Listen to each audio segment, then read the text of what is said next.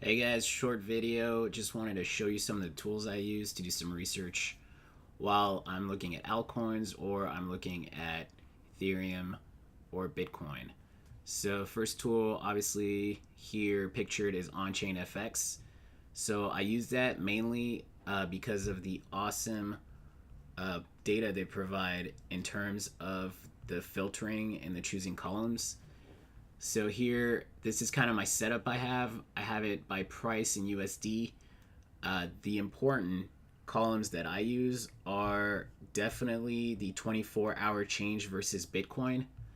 And I like to do that because I like to compare the performance of altcoins versus Bitcoin. So, what happens when Bitcoin is down? Which coins are doing well? And that really provides insight into either which industry these domains are in.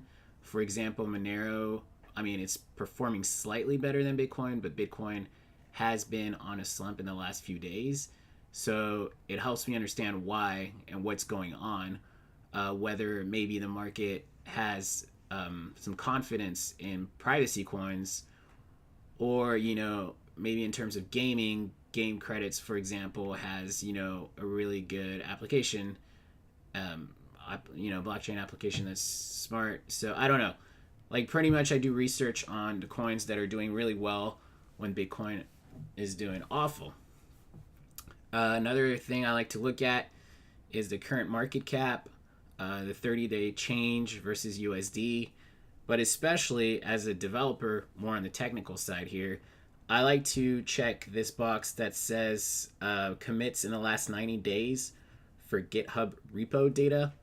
And that really shows me if the developers have been active on this project or they haven't really been working on it at all.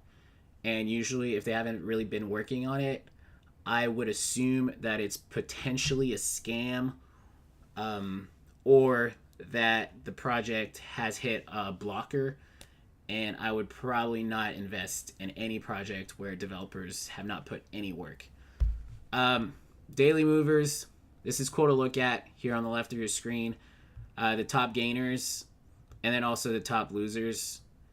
And the sector watch is super cool because that kind of shows which industry is doing really well in the blockchain. So all that to say, I use Onchain FX more for the research side of things. CoinMarketCap is probably the most popular one. I like their charts, and you can access their charts by going to Tools, Global Charts, and here you can see the total market cap of crypto assets. And also, what's been talked about a lot lately is the Bitcoin dominance rising this month. We could see that Bitcoin dominance actually has reached around 51%. And lest I remind you that ever since January or March 10th, 2017, prior to that time period, Bitcoin dominance has always been around 85%. And with the advent of Ethereum, which allowed decentralized applications based on your ER20C tokens, that launched, as you can see, the outrun that we all loved and hopefully banked on, which occurred between, Christmas time. I would say probably October to January, and then look at that. See, and we're going back up. So what does that mean?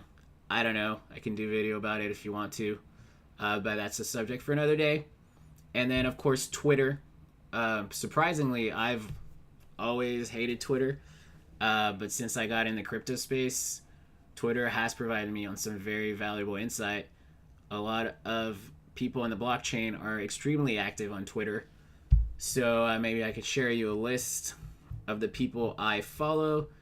But yeah, these guys are great. There's a lot of shit talking on there, so please be aware of that. But other than that, sometimes you get here and there, you get some really, really good info. And the last resource I wanted to share with you is tokendaily.co. This is a great website. I highly recommend it. And my favorite part of it is the whole AMA specialty Q&A sessions, AMS style. And here you can see that there's some Q&A with companies, but also with prominent people in the space, and that truly allows you, for example, to really get some cool info. Yeah, and I love it. So if you have any other resources that you want to share, feel free to comment on this video. And that is that for me. Crypto Poppy, out.